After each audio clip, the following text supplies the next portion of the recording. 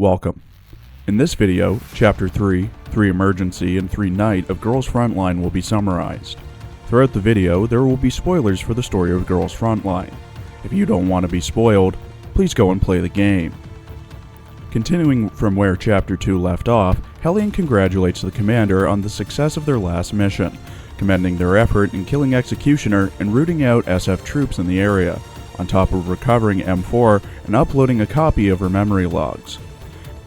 Now, G&K needs to push their front forward so as to eradicate the SF influence in the area, but due to limitations in their contract, G&K can't actively participate in an operation currently, but needs the commander to prepare for future ops by clearing the road. After the battle, M4 calls out to the AR team to see if anyone responds. M16 responds saying that M4's timing is good, as if she were 1 minute later, she wouldn't be reachable. M4 asks M16 what happened, with M16 explaining that a few SF units are nearby and that she'll have to turn off comms soon. M4 explains her current situation to M16, saying that she's working under a new commander. Their troops are stationed near the front line and are available for backup if needed. She then asks how AR team is doing. AR team got separated when M16 was bringing up the rear, but the rest are safe the last time they spoke to each other. M16 tells M4 to leave her for now and to find AR-15 and SOP-2 first. M4 tells M16 to take care of herself, and M16 ends the call. Hellion informs the commander that M4 has reported the situations of the rest of AR team. G&K wants the commander to give reinforcements to the missing members, giving the commander assistance to a certain extent through intel. AR team can only safely evacuate if the SF comms outpost in the area is secured and shut down. Hellion asks the commander to upload the data stored at the comm outpost, as they may find valuable intel on the local ringleader. AR-15 and SOP-2 call into M4, with M4 asking if the both of them are alright. They're both fine, and they've come to rendezvous after receiving the signal. M4 tells them both that M16 is still on the way, and that they're going to be focused on first. AR-15 confirms the meeting point and hangs up. SOP isn't happy about Star hanging up so quickly. Star tells SOP to shut up and that the two can talk all they want after they meet up, as now isn't the time to keep up comms. SOP and Star believe that their call was being monitored, and that they're being targeted by someone dangerous. Star leaves and SOP asks where she's going. Star tells SOP to not follow her as she has something else to settle. M4 welcomes the commander and briefs them on the operation. Apart from M4, the AR team is comprised of 3 other T-Dolls, 2 of which are their current reinforcement targets. The objective for the mission is to fend off SF troops in the area so that they can move to the rendezvous point. M4 reaches the rendezvous point under the protection of G&K troops and calls into Star and SOP to see if they're there yet. SOP pops out and says that she's there, with M4 wondering where Star is. SOP explains, while trying to keep M4 calm, that their call was somehow tapped by an SF ringleader, and that Star is stopping their chase to buy them time. M4 is confused as to what they need the time for, to which SOP explains that SF troops are on their way to the control center. M4 begins to introduce SOP to the commander, but is interrupted by SOP telling the commander that there's no time to explain and that they need to get into the car. M4 says that the commander has no plan of escaping, with SOP believing Star and her claim about SF troops invading the control center soon, and that they can't hold off so many units with just the 2 of them. M4 tells SOP that they're not on their own this time, and that the commander and all the other T-Dolls at the control center will fight with them. SOP is surprised that they finally have friends to fight with them. M4 asks SOP if they're ready to fight alongside her new friends, with SOP saying she's ready for her orders. After fending off the SF troops, SOP celebrates about driving them back and asks the commander to praise her. M4 shows a little jealousy as SOP behaves much more when under the commander's control. SOP just finds the commander, quote, more dependable. M4 tells SOP to do her best when serving under the commander, with SOP saying that she'll be good, and that she'll do whatever the commander wants if she can tear someone called Hunter to pieces. M4 asks who Hunter is. SOP explains that SP-721 Hunter is an SF ringleader in the area according to the Star's investigation. M4 asks where Star is. SOP says that she drew Hunter away so that she could retreat. as well as telling the commander that Hunter is a, quote, wily bastard, and Star won't last long on her own.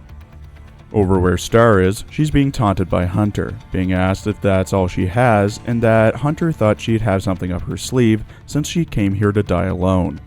Star says that her carelessness put everyone at risk, believing that sacrificing herself will make up for a mistake.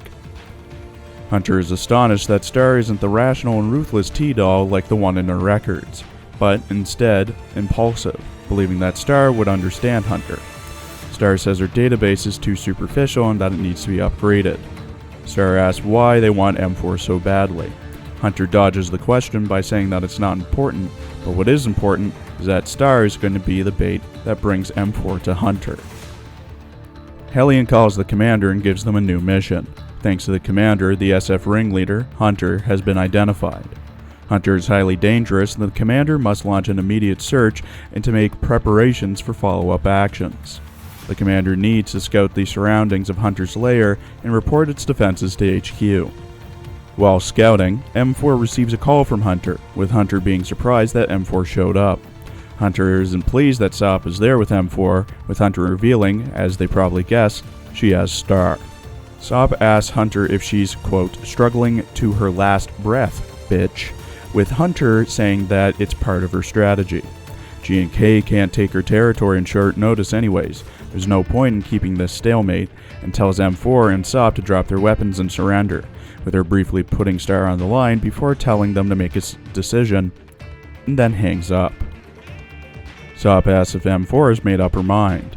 M4 can't abandon her friend, as if Star was in the same situation as M4, she'd do the same for her.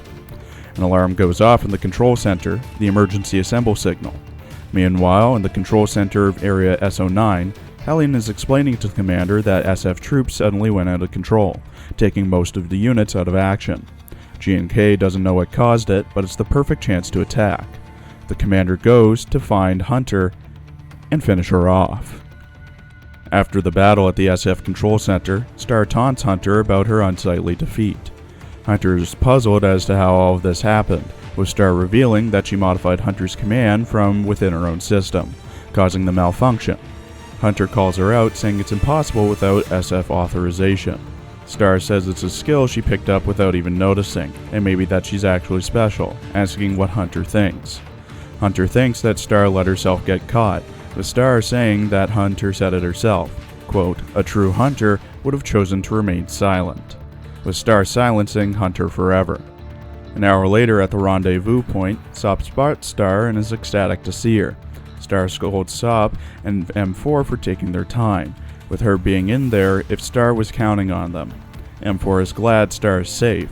Star asks M4 if she was really going to trade herself for Star if the malfunction didn't happen. M4 isn't sure herself. Star doesn't care what M4 thinks, and that, as the leader, M4 shouldn't make stupid decisions next time. Everyone has their responsibilities, and sometimes that means that they don't have a choice. Not to mention, M16 is still needing rescue. M4 apologizes and says that she'll think things through next time. Sop teases Star, with Star threatening to shut Sop up for good. M4 sighs and says that only M16 is left. 3 emergencies, the usual clearing of SF forces, but this time the objective is to capture military hard drives that SF is using. Only in the final stage of 3 emergency is the contents of the hard drives revealed. Hunter talks to an unknown figure, with the figure calling Griffin fools for still keeping the data from Safe House 3 and M4, with Griffin having no clue about Parapuli or Relique. Hunter washes her hands of the situation and goes back to hunting. The figure she's talking to is identified as Intruder, calling Hunter savage for her acts. Hunter retorts, saying that she doesn't want to wait for her death while sitting on a chair in a gown. Intruder calls Hunter a chess piece, a sacrifice is all she'll ever be. Hunter is fine with it, as long as it means getting away from her. Intruder plans a spectacular finale, and Hunter calls her sick with her obsession with finales, then hangs up. 3 Nights starts with Makarov welcoming the commander with a salute, and calling the mission ahead a disgrace in itself. M1895 interjects, asking how it's a disgrace when they're going to rescue a veteran with a very extensive history. Makarov continues by explaining that the rescue target this time is Nagant M1895, and that it's impossible to not know about her, as well as finding it hard to understand the point of rescuing a, quote, old, weak, noisy, and commonplace T-doll. M1895 threatens to demote Makarov. However, during their last operation, M1895 inadvertently discovered an important object that needs to be brought back to HQ. M1895 tells Makarov to hurry up, as she's hiding in an SF warehouse. Makarov asks for some info on the warehouse, but M1895 doesn't know as she rushes in to hide from SF units. The commander now must join up with the T-doll stationed in the area to rescue M1895. Makarov reaches her destination and calls Mosin-Nagant. Mosin says that she sent 2 T-dolls to meet up with them, and that they should be there any minute. Makarov is confused as to Mosin not coming. Mosin says that all elite T-dolls have been set out to provide backup on the military's request, while forcing laughter. In other words, Makarov says, the T-dolls being sent aren't very good. Makarov overhears the voices of 2 T-dolls approaching, and sighs at the fact that it's AK-47 and SKS, both greeting Makarov warmly. Makarov tells them to both screw off, with 47 saying to not be so cold as they're still seasoned veterans. Makarov wants infiltrators, not a pair of crazy Ivans. SKS says that they didn't trigger a single alarm on their way there because they shot everyone full of holes who saw them. Makarov tells them to behave, and if they don't want to be cannon fodder, they must obey her orders. Now that the mission has officially commenced, the commander must take the local SF outpost to locate the warehouse they're looking for. After securing the outpost, Makarov starts decoding the data and tells SKS to get her a chair. SKS scoffs and says they weren't even able to find a doorknob. Where would they even find a chair? 47 asks how the SF units can bear staying here, with SKS telling her that it's only for the lower ranks. Makarov tells the 2 to shut up, with SKS asking Makarov if she's not at least a little interested in the origin and objective of the SF dolls. Makarov doesn't care, as they're just a threat to GNK's interests and they need to be destroyed. Since Makarov knows OTS-14, she must know some of the insider story. Makarov finishes their work and tells the others to hurry up, not telling them anything whatsoever. Makarov has confirmed M1895's whereabouts, and they must rescue her immediately. Their target is a warehouse abandoned by SF, as they probably remember. The trio enters the warehouse that M1895 is in and begins searching. 47 finds her and shouts over to Makarov that she's over where she is, but her brain and eyes are damaged. SKS hears a noise. 47 believes that SF has found them. Makarov says they're just probing to find where they are. SF reaches the warehouse. 47 and SKS say they'll dry their fire while M1895 and Makarov make a run for it. Makarov tells her to stop being heroic, but 47 has no interest in being heroic, not wanting to stand there and do nothing, with SKS wanting to repay a debt and look cool in the G&K battle records. Makarov tells the 2 if they want to look good in the records, they need to go back alive and write them themselves. Makarov explodes something in the background, saying it's their last stroke of luck and to not waste it. The SF didn't even have time to run from the explosion, with Makarov managing to explode the powder keg storage that was right next to where the SF units were standing.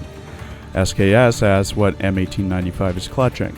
M1895 doesn't know and just took it because it had a G&K logo on it. Makarov gathers the others and asks the commander to lead them out of the battlefield.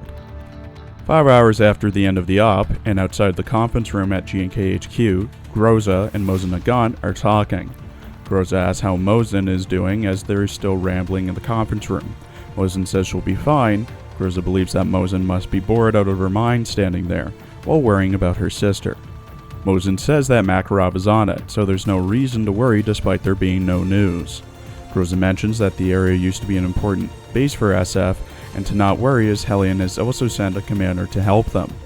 Mosin tells Groza to hush as she doesn't want the military to hear it.